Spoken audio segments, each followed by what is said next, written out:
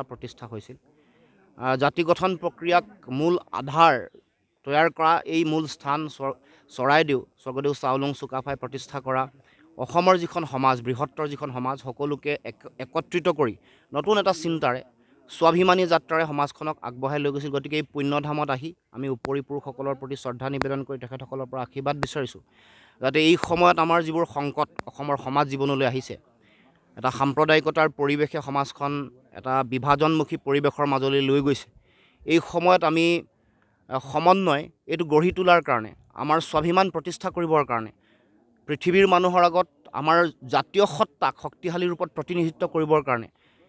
স্বৰ্গদেউসকলে তেওঁলোকে দি যোৱা যি দৰ্শন বা যিটো আদৰ্শ তাকে আমি সৰুগত কৰি সমাজখনক আগবঢ়াই লৈ যাব লাগিব।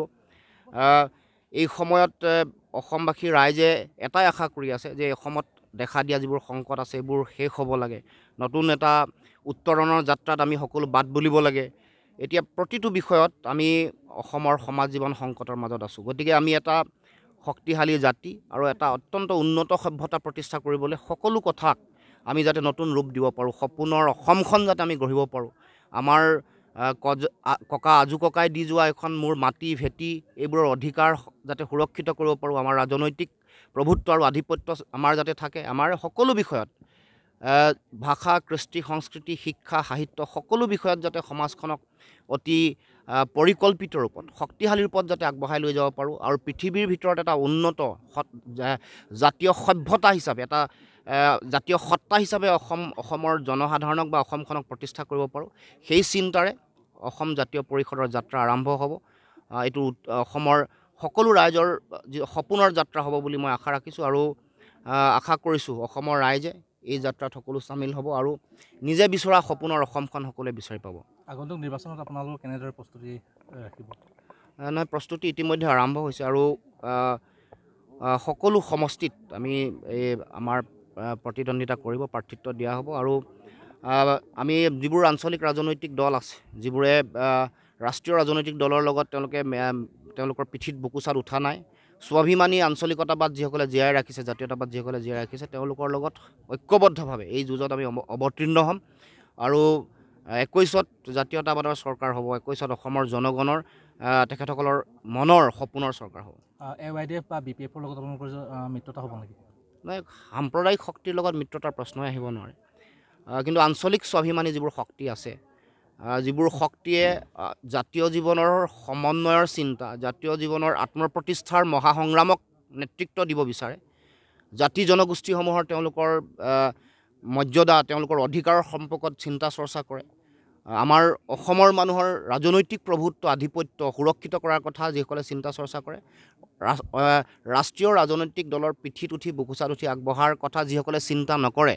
সাম্প্ৰদায়িকতাৰ বিষবাষ্প সিঁচিবৰ কাৰণে যিসকলে প্ৰয়াস নকৰে, তেখেতসকলৰ লগত আমি ঐক্যবদ্ধভাৱে আমি যাত্ৰা কৰিম। চাওক, এই কথা আমি ইতিমধ্যে বাৰে বাৰে কৈছোঁ যে প্ৰতিটো আঞ্চলিক ৰাজনৈতিক দলৰ লগত যিসমূহ ৰাষ্ট্ৰীয় ৰাজনৈতিক শক্তিৰ লগত কোনো ধৰণৰ তেওঁলোকে বুজা পৰাত নাই বা তেওঁলোকৰ বুকুচাত উঠা নাই,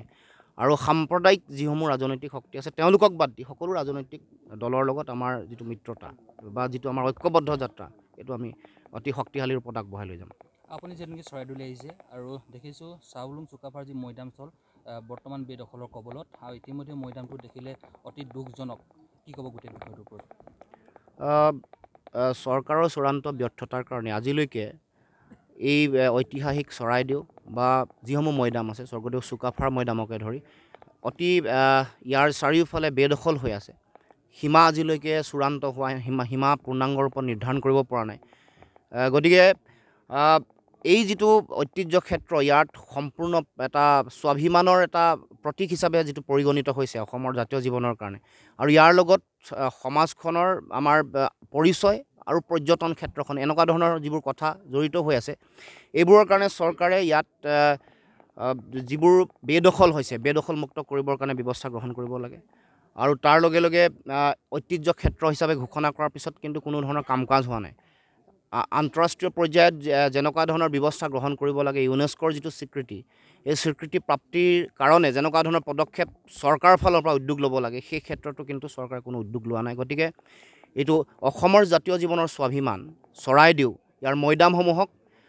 এটা ঐতিহ্য ক্ষেত্ৰ হিচাপে ৰাখি আন্তঃৰাষ্ট্ৰীয় পৰ্যায়ত ইয়াৰ মৰ্যাদা বৃদ্ধি কৰিবৰ কাৰণে কেন্দ্ৰীয় চৰকাৰ ৰাজ্য চৰকাৰে ব্যৱস্থা গ্ৰহণ কৰিবৰ কাৰণে আমি দাবী জনাইছোঁ, আহ্বান জনাইছোঁ। আৰু বেদখল যিবোৰ হৈ আছে এইবোৰ মুক্ত কৰি এই সমগ্ৰ ক্ষেত্ৰখন যাতে সৰ্বাংগ সুন্দৰকৈ গঢ়ি তোলে তাৰ ব্যৱস্থা গ্ৰহণ কৰিবৰ কাৰণেও আমি চৰকাৰক দাবী উত্থাপন কৰিছোঁ।